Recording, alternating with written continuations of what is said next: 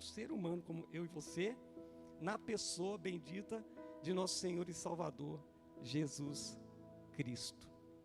Deus se tornou uma pessoa, Deus se fez homem. Paulo, escrevendo aos crentes da cidade de Filipos, ele deixou registrado no capítulo 2 de Filipenses, né? Lá isso, que ele se esvaziou da sua glória. Já pensou nisso? Né? O Deus criador e sustentador de todas as coisas, irmãos, todas as coisas criadas. Esse Deus Todo-Poderoso se esvaziou, se tornou uma pessoa, nasceu. E tudo isso por causa de você, né? Diga, eu. Como você é uma pessoa muito importante para Deus, né? De um valor imensurável. E nunca saberemos o preço dos nossos pecados na cruz. A gente até sabe, né, que o preço foi a vida, né, que o Senhor Jesus entregou por mim e por você. O preço foi o sangue do Filho eterno. O preço foi que Ele derramou a própria vida dEle, que Ele morreu em meu lugar, no seu lugar, para que pudéssemos ter vida e vida em abundância. Não é qualquer vida, é vida em abundância. Quando eu sempre canto essa música, eu fico muito impactado, é que a ideia do compositor não é que a gente não sabe qual o preço que foi pago, mas eu nunca vou saber o peso dos meus pecados sobre Jesus. Porque, irmãos, o peso dos pecados que Ele levou na cruz, dos meus pecados, juntamente com o seu, e do mundo inteiro, e de todas as pessoas, de todos os tempos, não dá para dimensionar. Se nós não estamos conseguindo levar nem os nossos próprios pecados, Ele carregou os nossos pecados, porque a gente não conseguia carregar. Então não dá para mensurar o sofrimento de Jesus, irmãos.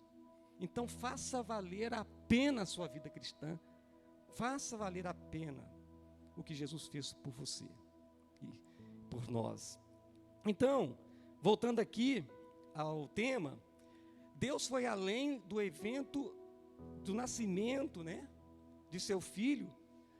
Ele foi além desse evento para trazer um grande anúncio ao mundo, uma grande notícia, uma poderosa notícia, porque o mundo se encontrava em total trevas. Quando Jesus chega a este mundo, o mundo estava, irmão, mergulhado na imensidão das trevas do pecado. O mundo estava totalmente perdido, longe de Cristo, longe de Deus, longe da luz, longe da salvação. E Deus então vai trazer esta grande notícia. Essa grande notícia. Então, a nossa questão desta noite, hoje, que eu quero compartilhar com os irmãos, mas é uma questão do nosso dia a dia, de como nós nos posicionamos como cristãos, e eu estou falando aqui para a igreja, estou falando aqui com pessoas remidas pelo sangue de Jesus, estou falando aqui para pessoas que se dizem cristãos, discípulos de Jesus, amém? Então, a questão agora é ver como o mundo reagiu e como o mundo tem reagido ao Natal. E quando eu falo Natal, da pessoa de Jesus, do nascimento do Filho eterno de Deus, na pessoa do nosso Senhor e Salvador Jesus Cristo. Como o mundo reagiu, como o mundo tem reagido, como você vem reagindo. Então essas são as respostas relativas aqui ao Natal. Olha, os pastores, por exemplo, né, os pastores, eles receberam a notícia, né, aqui em Lucas capítulo 2, no versículo 8, fala que os pastores que estavam ali nos campos pastoreando, guardando o rebanho, durante a vigília da noite, o versículo 9 diz que um anjo veio, o anjo do Senhor desceu ali naquele local, a glória do Senhor brilhou ao redor daqueles pastores. O versículo 10 fala que então a reação dos pastores foi de medo. Imagina um anjo, aparece com toda a sua glória, com todo o seu poder, eles reagem com medo. E este anjo fala: não temais, eis aqui vos trago boas novas de grande alegria. Diga grande alegria. Diga boa notícia. De grande notícia. Essa é a notícia. E que notícia é essa? Tão poderosa. Eu creio que se os jornais da época trouxeram ali na primeira página, certamente não foi, né? Mas os pastores receberam essa notícia. Trago-vos boa nova, de grande alegria, que o será para todos. Essa notícia não é para A e B, é para todos. Todos. E o versículo 11 é que hoje vos nasceu na cidade de Davi o Salvador, que é Cristo o Senhor. Já trouxe a descrição do trabalho dele, da pessoa e trabalho, né, dessa gloriosa pessoa que é Jesus, Salvador do mundo e Senhor daqueles que se sujeitam a ele. E o versículo 12: e isto vos servirá de sinal: encontrareis uma criança envolta em faixas e deitada em manjedoura. E subitamente apareceu com o anjo uma multidão da milícia celestial, miríades e miríades, milhões de anjos ali, e começaram, né, a glorificar, a louvar a Deus, dizendo: glória a Deus nas maiores alturas, e paz na terra entre os homens, a quem Ele quer bem. Que coisa tão tremenda. Os anjos trazendo essa notícia. E aí, qual foi a atitude? Como foi a reação dos pastores a esta grande notícia? Qual foi a reação? Hein? Vamos lá, culto aqui interativo. Como eles reagiram quando receberam essa notícia? Qual foi a resposta ao Natal que eles deram? Pode falar, igreja. Hã? Eu vi alguém falar aí. Pode falar, não tenha medo, não, se errar a gente consegue. Oi? Pode falar.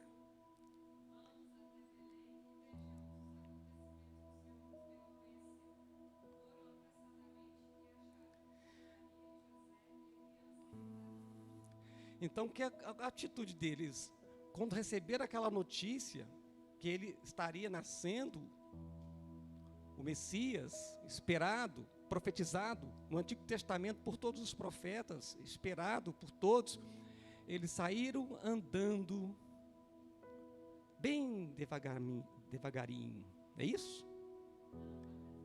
Apressadamente. Sabe, irmão, quando a gente vem para o culto, devia ser assim, né? Rapaz, eu não vejo a hora de, junto com meus irmãos, adorar aquele que era, que é e que sempre será. Apressadamente. E aí eles encontraram a criança deitada na manjedoura. E depois, eles divulgaram, versículo 17, eles divulgaram o que lhes tinha sido dito a respeito deste menino. Divulgar, publicidade, falar, compartilhar.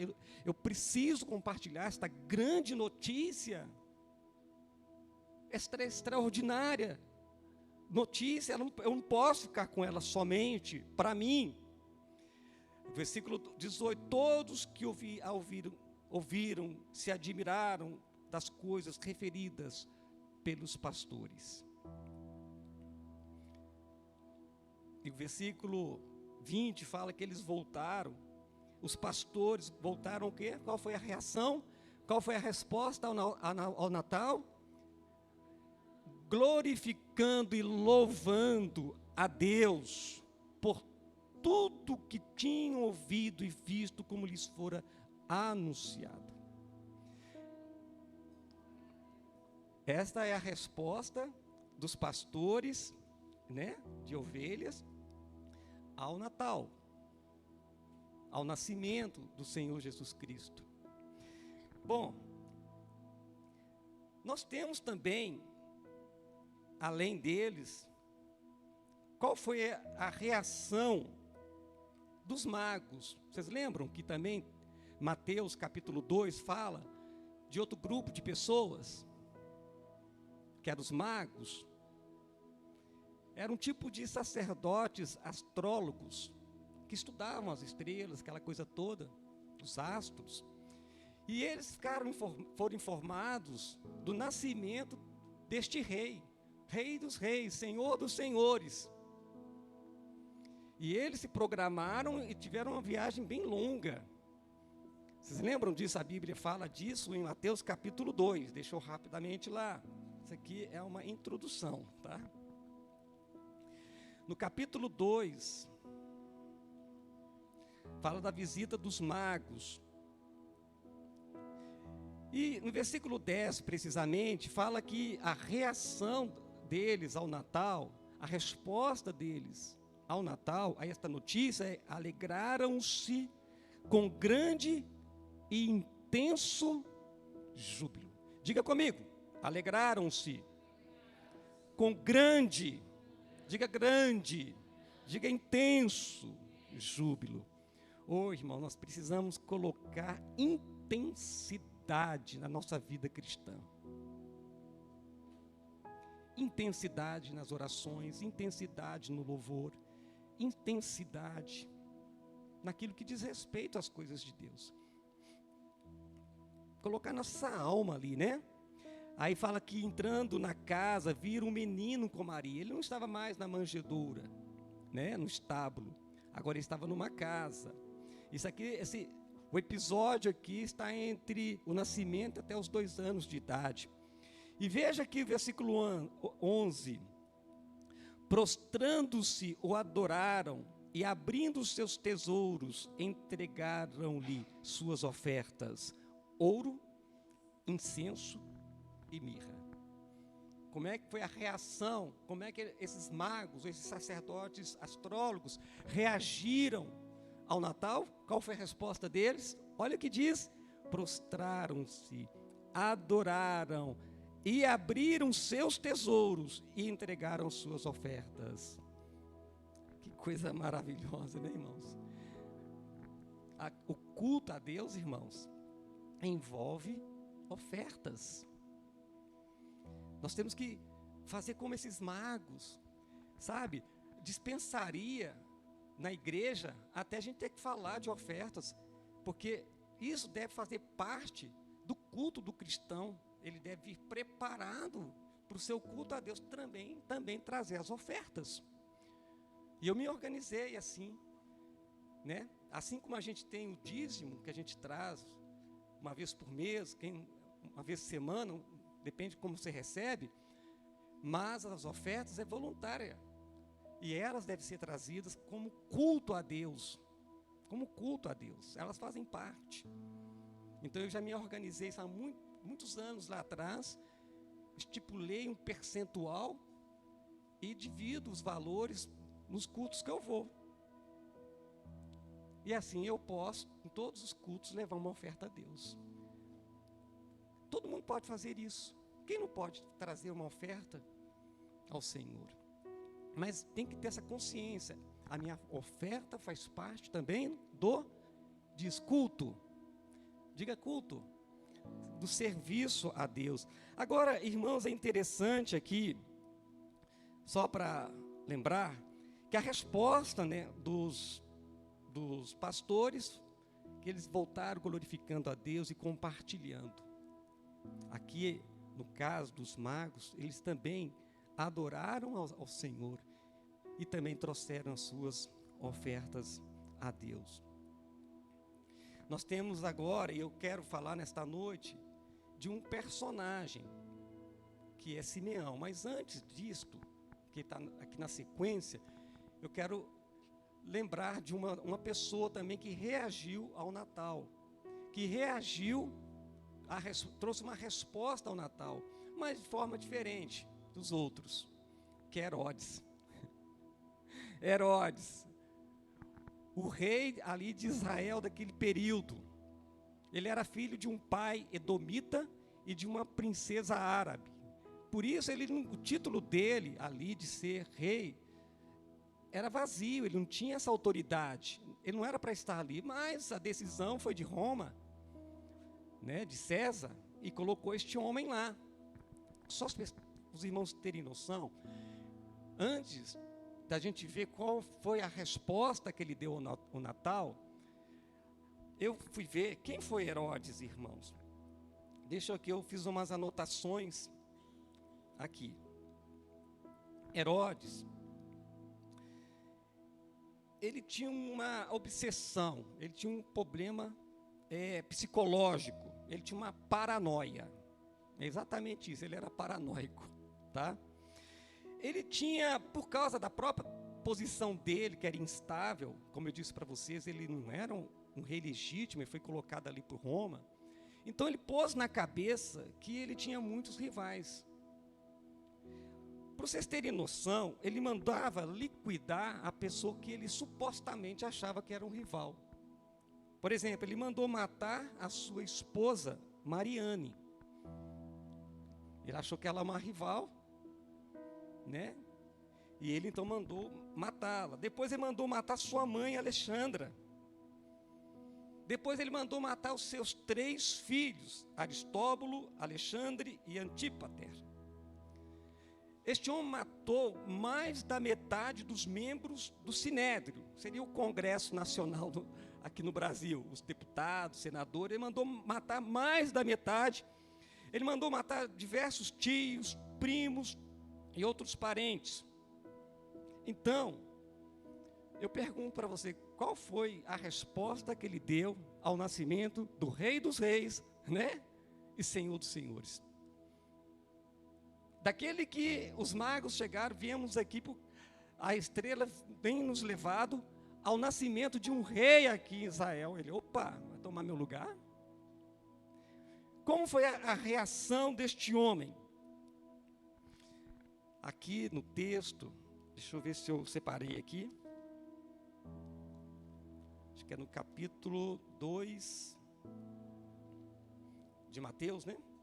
Deixa eu ver aqui.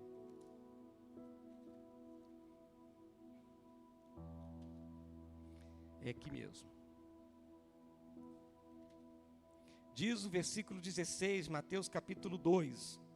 Vendo-se Herodes iludido pelos magos, enfureceu-se Herodes grandemente e mandou matar todos os meninos de Belém e de todos os seus arredores, de 2 anos para baixo, conforme o tempo do qual com precisão se informara dos magos. Sabe, queridos, às vezes nós temos as respostas positivas ao Natal, ao nascimento de Jesus, respostas variadas, desde a aceitação até o quê? A rejeição. Muitos respondem a este nascimento, ao chamado do Mestre, positivamente, e provavelmente a sua resposta foi assim positiva. Mas muitos rejeitaram. Veja que o desejo dos magos aqui, estes homens que eles não tinham, eles eram assim diferentes dos pastores, porque os pastores são judeus, mas esses magos são gentios. A posição intelectual dos pastores era de homens simples e até iletrados, porém dos magos eram estudiosos. A posição social dos pastores era de empobrecimento, mas a posição dos magos era de homens ricos. E veja que nesses 2 grupos, por mais que eles eram distintos, diferentes, eles aceitaram. A resposta foi positiva. Mas a de Herodes e de muitas outras pessoas é com um propósito de rejeição e até mesmo de destruição. Consiste muitas vezes de destruir os atos poderosos de Deus em Cristo Jesus. Bem, então agora eu quero falar de Simeão, que é o propósito da mensagem de hoje. Lucas capítulo 2, versículo 30 e 32. Vamos ler do 25 até o 35. Eu vou ler na tradução Almeida Revista Atualizada, se puder colocar esta. Havia em Jerusalém um homem chamado Simeão, homem este justo e piedoso, que esperava a consolação de Israel, e o Espírito Santo estava sobre ele. Revelara-lhe o Espírito Santo que não passaria pela morte antes de ver o Cristo do Senhor. E movido então pelo Espírito, foi ao templo, e quando os pais trouxeram o menino Jesus para fazerem com ele o que a lei ordenava, Simeão o tomou nos braços e louvou a Deus, dizendo: agora, Senhor, podes despedir em paz o teu servo, segundo a tua palavra, porque os meus olhos já viram a tua salvação, a qual preparaste diante de todos os povos, luz para a revelação aos gentios, ou seja, aos não-judeus, e para a glória do teu povo de Israel. Uma oração, cântico aqui de Simeão. E estavam, versículo 33, e estavam o pai e a mãe do menino admirados do que dele, de Jesus, se dizia. Simeão os abençoou e disse a Maria, mãe do menino: eis que este menino está destinado tanto para a ruína quanto para o levantamento de muitos em Israel, e para ser alvo de contradição. Também uma espada traspassará a sua própria alma, para que se manifestem os pensamentos de muitos corações. Irmãos, hoje eu quero apresentar a vocês uma outra pessoa, como essa pessoa reagiu, como esse personagem bíblico reagiu, ou qual é a resposta que ele deu à natividade, ao Natal, ao nascimento do eterno Filho de Deus, na pessoa bendita do nosso Senhor e Salvador Jesus Cristo. Eu quero apresentar a vocês aqui a Simeão, e o texto diz que ele aguardava ansiosamente. Normalmente a palavra ansiedade, ela não é muito bem-vinda. Eu e minha esposa trabalhamos como terapeutas e tratamos de pessoas que muitas vezes nos procuram, e a grande maioria com problemas de ansiedade. A ansiedade, Jesus fala no capítulo 6 de Mateus, que ela vem por causa das preocupações. Elas surgem por causa de coisas do passado, mal resolvidas, e do futuro, de coisas que a gente imagina que pode acontecer, que 99,99 não vai acontecer, mas a pessoa põe na cabeça. E aí gera ansiedade, mexe com os hormônios, com os neurônios da pessoa, e daí a pouco ela, se não cuidar, se não tratar, essa pessoa faz besteiras, loucuras, fora os problemas de saúde física.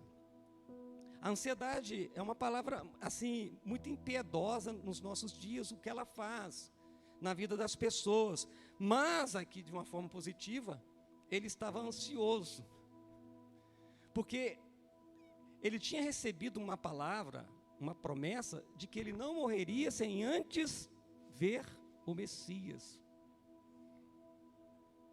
Ter a experiência de ter o encontro com aquele que todos aguardavam. E eu creio, queridos, que nós devamos ter essa ansiedade nesse sentido mais positivo, com relação a Deus, com relação à obra de Deus. Devemos desejar ardentemente a Deus, estar na presença dEle e na presença da igreja dEle. Porque onde estiverem 2 ou 3 reunidos no nome dEle, ali o Senhor está. Irmãos, Ele está aqui. Ele diz em Apocalipse que ele está andando no meio dos candelabros. Os candelabros é o que é a igreja. Ele está aqui nesta noite. Ele é fiel à palavra dele e ele sonda o seu coração agora e o que está aí nos seus pensamentos. Veja lá no finalzinho desse texto, por que se revelou o Filho de Deus na terra? Por que Deus se encarnou? Qual o propósito da vinda dele a este mundo? Aqui diz para que se manifeste os pensamentos de muitos corações. Sabe, às vezes você está passando por uma luta, por uma provação. E quero dizer para você que você vai passar por muitas provações, amém? E muitas vezes você vai ficar muito ruim, vai ficar muito triste, abatido, angustiado. E você vai desejar muito que alguém, talvez o seu cônjuge, seu filho, sua filha, seu pai, sua mãe, seu pastor, um amigo próximo, um irmão em Cristo, você vai desejar, como eu gostaria que essa pessoa soubesse o que eu estou sentindo e o peso desse sofrimento, mas você sabe que ela não vai entender muito. Ela pode até compreender, mas ela não vai saber esse peso do seu sofrimento, que você gostaria de compartilhar com ela. Mas por que eu estou falando disso? Porque muitas vezes essas coisas estão bem enterradas dentro da sua alma, no seu coração. Muitas vezes você está aí do lado de uma pessoa que ela está sofrendo muito. Eu lembro quando eu estava no ginásio, e o meu professor de português, Ademir, e ele lecionando ali português para nós, ele falávamos sobre um personagem. A gente tinha aquele tempo, cada semana tinha que ler um livro, né? E o livro que nós estávamos lendo naquele personagem, acho que era Iracema. E ele falava de um tema de sofrimento ali, desta Índia, de Iracema.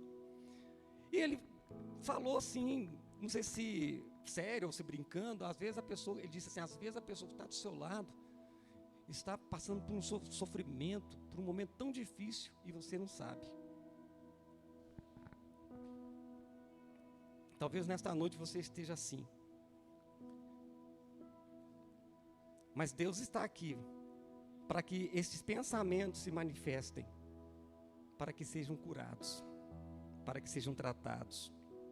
É interessante aqui que a Bíblia fala que era um homem piedoso. Sabe o que é ser piedoso? Uma pessoa que estava decididamente comprometida com Jesus e com a sua causa. O texto fala que ele estava sempre no templo. Ou seja, ele estava envolvido nas coisas de Deus. Eu quero deixar claro, irmãos, que Deus não quer que você esteja envolvido no ativismo, mas que você esteja envolvido nas coisas dele. Ativismo é uma coisa que a gente faz, dizemos que fazemos para Deus, mas é só atividade. Coisas que Deus nunca nos chamou para fazer, mas a gente está lá. A gente pôs na cabeça que para ser crente eu tenho que ser ativista. Não, mas você tem que ser envolvido de corpo, alma e espírito nas coisas de Deus. E aqui fala que ele era um homem piedoso, era um homem de oração, um homem que estudava a palavra de Deus. E fala que ele foi então movido pelo Espírito Santo. Lembra que o Espírito Santo ainda não tinha sido derramado, porque isso vai acontecer em Atos capítulo 2, quando Jesus já ascendeu aos céus, e ele envia o seu Espírito, o Espírito Santo. A partir de então, a terceira pessoa, o Espírito Santo, é que vai fazer parte do dia a dia dos crentes, da vida cristã, até a volta do Messias, a segunda e definitiva volta de Jesus. Até lá o Espírito Santo está em mim, você, está em vós, habita em mim, em você. Mas aqui ainda ele não tinha sido dado, mas ele vinha, às vezes, de tempo em tempo sobre a pessoa, e movia a pessoa. O termo mover é que dá continuidade, está em movimento. E ele foi movido para entrar no pátio do templo, no momento exato em que José e Maria chegaram ali para que Jesus fosse apresentado no templo, aos 8 dias de nascido. Você lembra que pela lei, o menino, o macho, deveria ser apresentado no templo, até no oitavo dia. Irmãos, aqui nós temos um exemplo maravilhoso de sincronização divina. Sincronização divina. Alguns crentes gostam de falar jesuicidência, né? Irmãos, que sincronia. Ele sabia, Simeão, que ele não experimentaria a morte física sem antes ver, né, o dia do Senhor. E, queridos, é interessante que foi naquele momento, quantas crianças que eram levadas ali diariamente, os pais entravam com suas crianças, para que os sacerdotes pudessem apresentá-las ao Senhor, a Deus. E ali entra Maria e José, com o Deus Todo-Poderoso, Jesus Cristo de Nazaré. Então a Bíblia fala que ele teve um discernimento, ele discerniu. A palavra discernimento é a capacidade que a pessoa tem de compreender as coisas que estão acontecendo. É aquela pessoa que ela olha o que está acontecendo no mundo de forma social, política, né? Ela percebe e ela consegue extrair dali, né, o que é certo, ela consegue separar o certo do errado. Então, a gente fala, essa pessoa tem discernimento.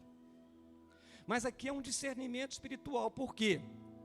Ele foi movido pelo Espírito Santo, conduzido pelo Espírito Santo, levado pelo Espírito Santo, guiado pelo Espírito Santo. Assim é a sua vida. Assim você e eu devemos ser movidos, levados, guiados para a sincronização que Deus tem para nós neste mundo. E ele pega a criança nos braços, ele pega o Deus Todo-Poderoso, o Criador dos céus e da terra, na palma da mão. Que imagem absurda. Deus confunde os sábios. Isso é uma loucura para o mundo. Irmão, pensa comigo, o Deus Todo-Poderoso, Criador dos céus e da terra, nas palmas das mãos de Simeão. Ironia divina.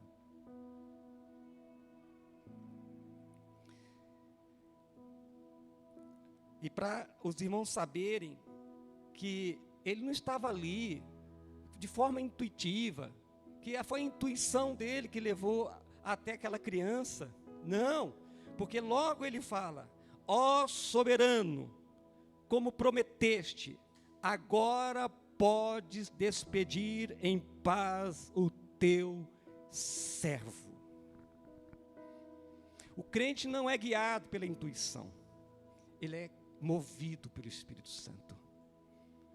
O crente não é guiado pelas opiniões deste mundo, mas pela opinião da palavra de Deus. Ele é guiado pela palavra de Deus, pela luz do Evangelho. Às vezes eu me decepciono. Às vezes eu ouço líderes discutindo coisas, tomando decisões, e até irmãos, sem antes irem para a palavra. Espera, o que a palavra diz a respeito disto?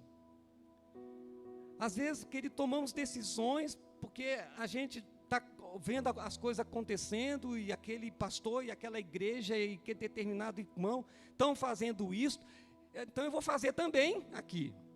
Espera aí, aqui não, aqui é a igreja do Deus vivo, aqui é a igreja que é movida pelo Espírito Santo.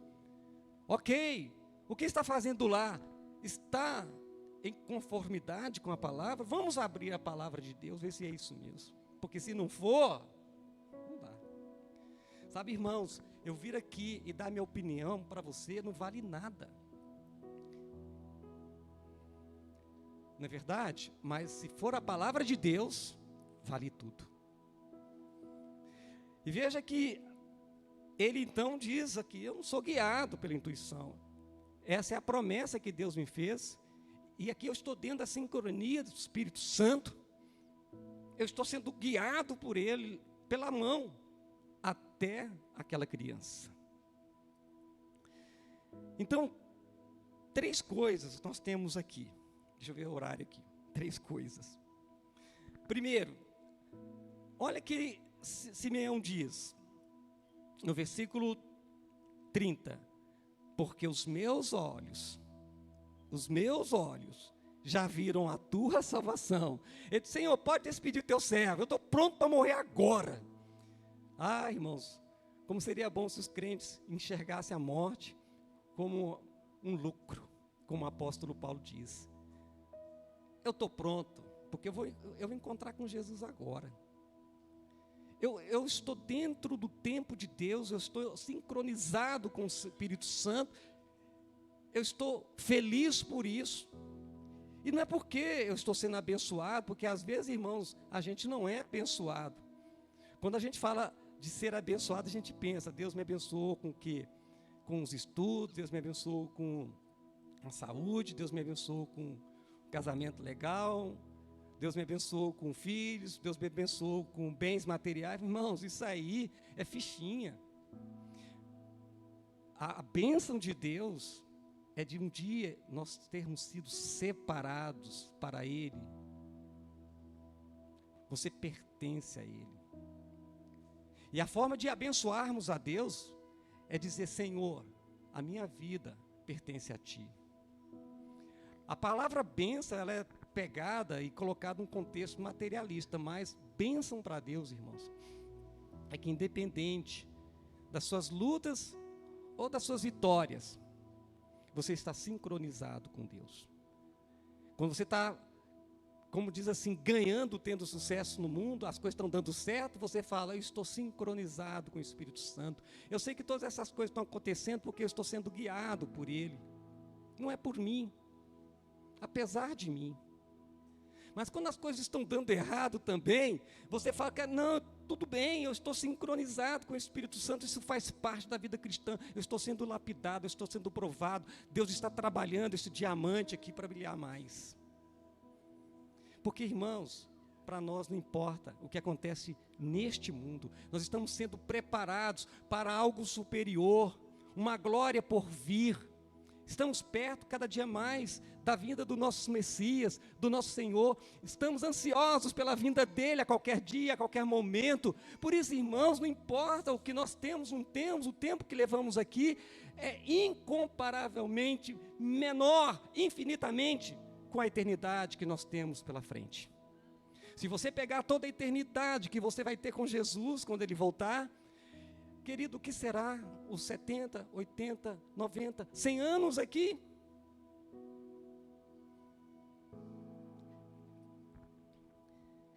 E veja que ele fala, eu vi a tua salvação, ou seja, a salvação de Deus.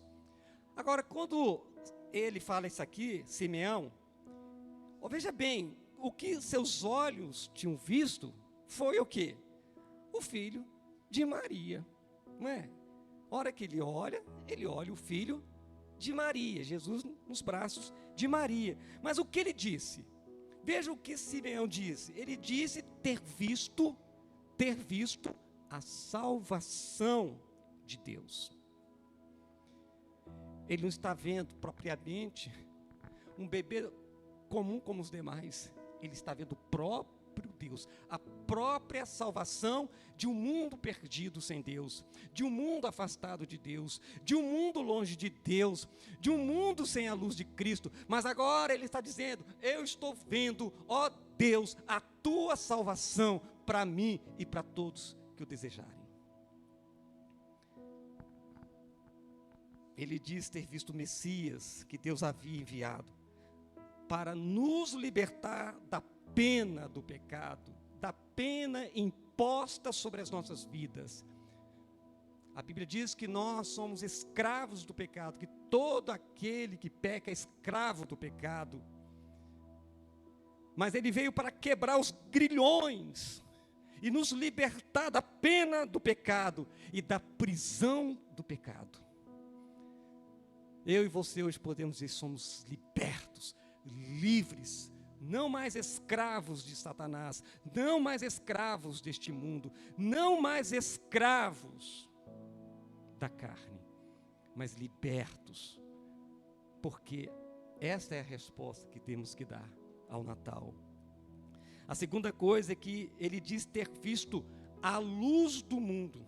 Veja o que ele diz aqui no versículo 32, luz para a revelação aos gentios e para a glória do teu povo de Israel. Irmãos, Simeão viu Jesus, aquele bebê, aquela criança, nos braços de sua mãe, ele viu a luz do mundo.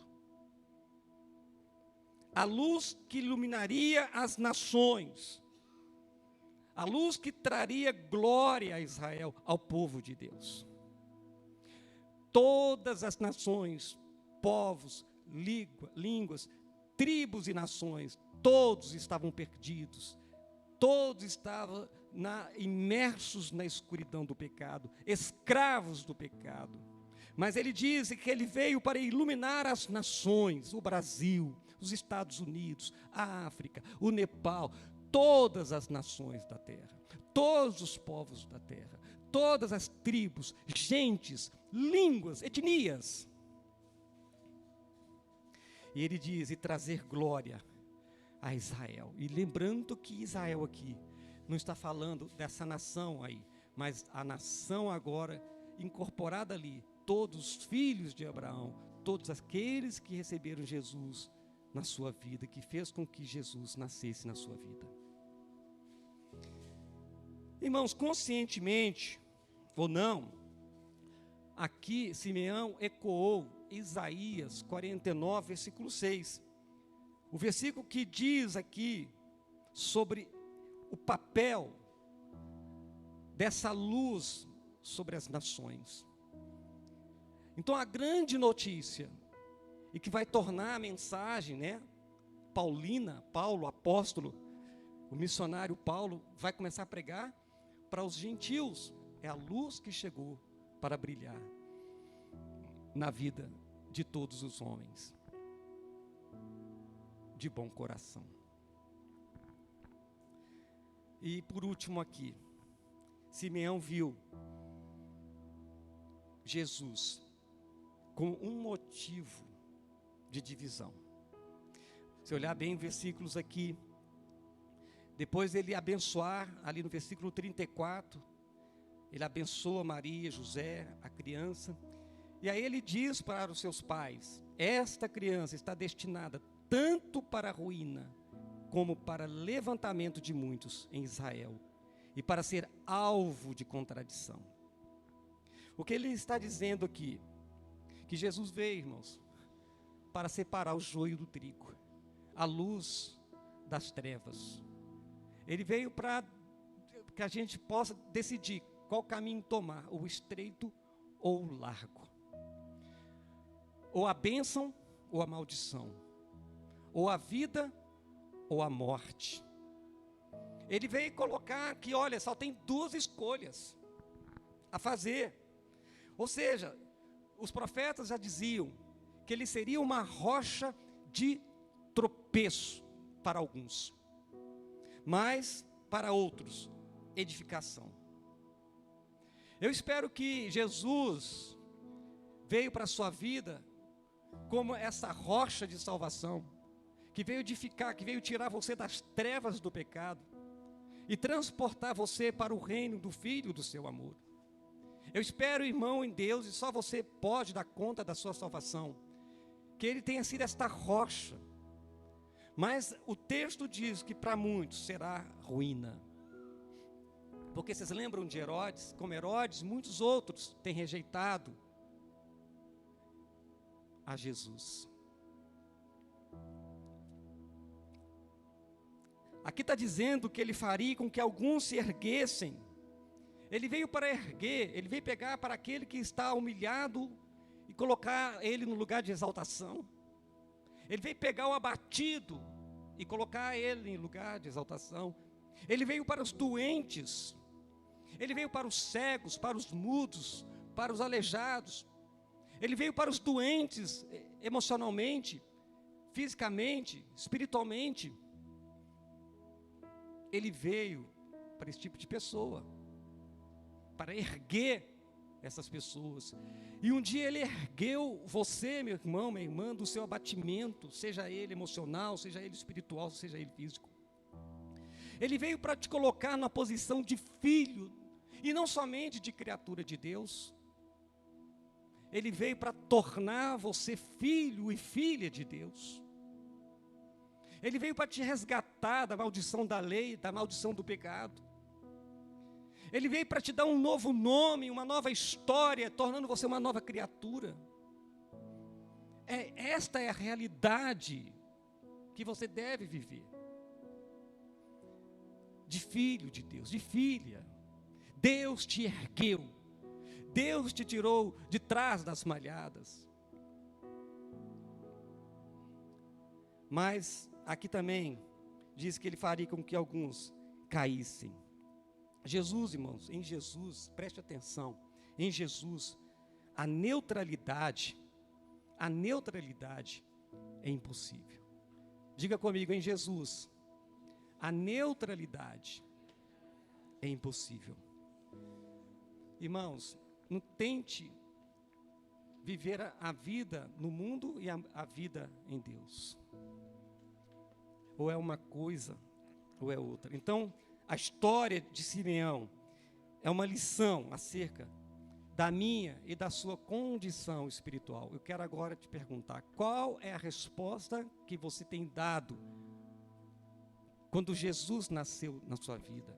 Quando ele foi apresentado, quando o Natal, na forma de pessoa, foi te apresentado como Salvador. Qual foi a resposta que você deu aquele dia? E se você foi a resposta, foi um sim para Jesus e recebeu Ele como Senhor e Salvador da sua vida, amém. Mas querida, a vida cristã continua até a volta dEle. Quais são as respostas que você está dando ao Natal? Quais são as respostas que você está dando ao Senhor Jesus?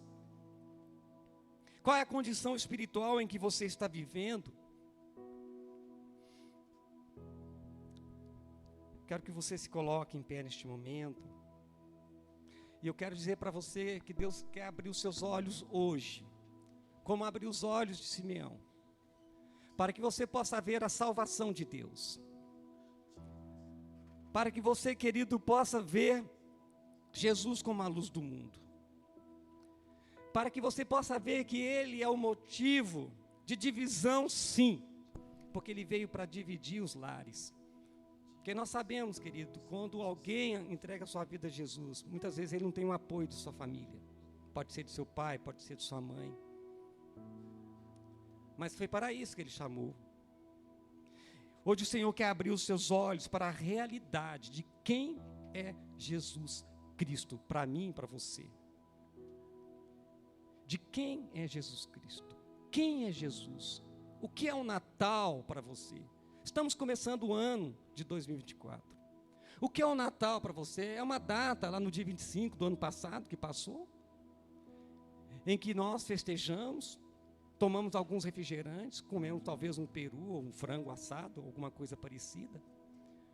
Esse é o Natal para mim e para você? Ou o Natal é uma grande notícia que eu e você recebemos um dia, e que está repercutindo aqui dentro do nosso coração, e que iluminou os nossos caminhos, e que abriu o nosso entendimento espiritual, de que somos servos de Deus, somos filhos de Deus, somos dEle, para Ele, por Ele, para Ele. Feche os seus olhos. Eu quero que você ore neste momento, consigo mesmo aí. O Senhor está aqui hoje, porque Ele quer manifestar os pensamentos de seus corações. O Senhor está sondando agora o seu coração. Ele sonda o seu coração. E traz à tona qual é a motivação dele.